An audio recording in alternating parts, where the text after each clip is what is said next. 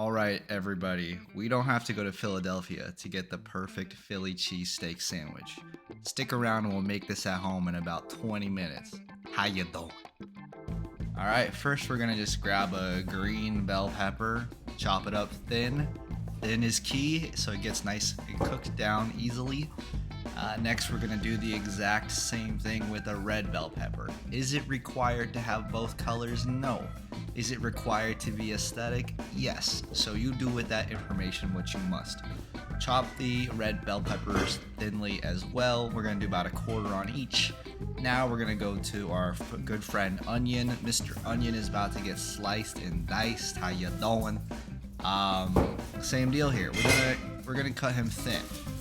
And we're gonna cut him thin and small because we want to have a nice easy cook on these guys. We don't want to wait ages for these to cook. We want them nice and translucent and soft and savory.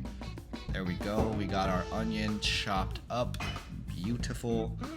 And then next we're moving on to our good friend's garlic. Garlic is essential, guys. Let's face it. Doesn't matter what you're cooking, unless it's a brownie, you need garlic. So here you go.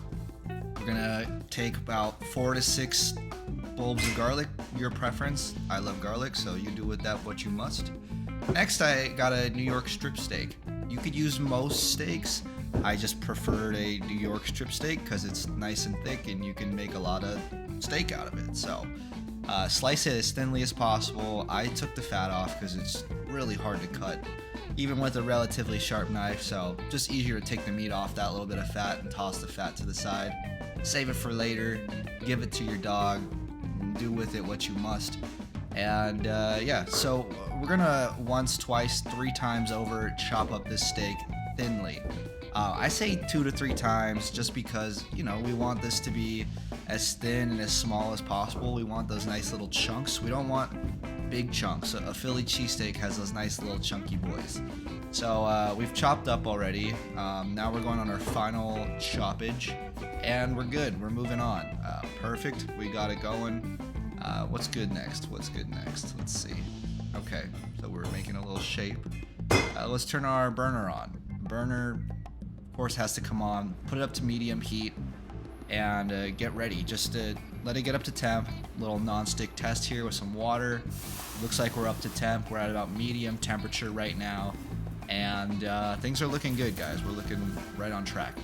Next, throw in your fat. I'm using butter. I'm using maybe half a quarter of a stick of butter. This is for the veggies. We're gonna saute these veggies. Actually, no, we're not even sauteing them. We're cooking them down. Like I said, translucent and soft. So get that garlic, get that minced garlic into our butter bath and throw our veggies in. Once the garlic becomes flagrant, that's when you want to throw the veggies in. So veggies are in. We're gonna toss them around a little bit, get them all nice and buttery, and seasoning. Season with very simply salt, pepper, and granulated garlic powder. That's all we really need for this recipe. Cool. So next, just gonna season these guys up, and then we are going to give them a little toss, a little tossy poo, and we're just gonna let them cook down for a while. Still keeping heat around medium, just because, like I said, we want to cook these down. If we do too low, it's gonna take too long. Stay hydrated. It's hot in the kitchen, so you know you gotta do what you gotta do. Get your hoagie or bun. I have a bun. It's not exactly a hoagie, but this is the best I could find at Sprouts. Thank you, whoever owns Sprouts. I think it's Bezos. Anyways, cut that in half, butterfly it, and then let's just check on our veggies. We're looking good, nice and translucent, nice and soft. And next we're getting ready to throw our steaky boy in. So butter goes back into the pan, same about medium heat roughly.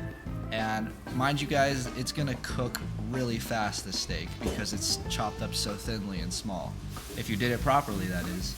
So just keep an eye on it. It shouldn't take too long at all. It's not like cooking a full steak. So salt, pepper, granulated garlic powder goes back into the steak. This is just proper seasoning. I mean, it's the season to be seasoning, right? Granulated garlic goes in, and once all these seasonings or spices go all in, whatever you want to say, give it a nice stir. really nice stir. A nice stir never hurt anyone. Mix it all well together and kind of let all the flavors get to know one another. You're gonna notice it's gonna get a little juicy in there, and that's just kind of from the meat juice and all these different spices we have meshing together. That's a good thing. We want that. Next, veggies go in. Veggies in, and now we are mixing. Everyone's got to get really familiar with one another. Steak's got to meet onion. Onion's got to meet bell pepper. And mix it all in nicely like so. And what do we got going next? Here we go, guys. We're pretty much there. We're done. Throw your 3 to 5 slices of provolone cheese. This is for about 1 to 2 servings of a nice Philly cheesesteak sandwich. How you doing? Throw the provolones on top of the veggies and meat. Let it melt. I'm throwing pepper on top because I love pepper. So you just got to do with that what you must. Use pepper if you want. Let it melt. And here we go. Throw it in to your bun.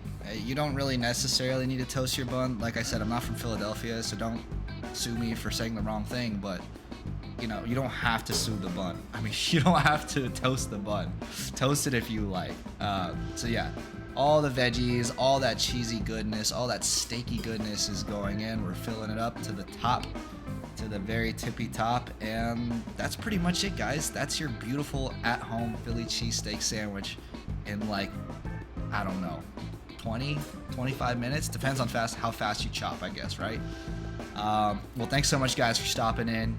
If you have any comments, questions, or concerns, let us know in the comments below. And if you loved this video, go ahead and like, comment, and subscribe. It helps us out dearly. See you guys on the next one. Have a great day.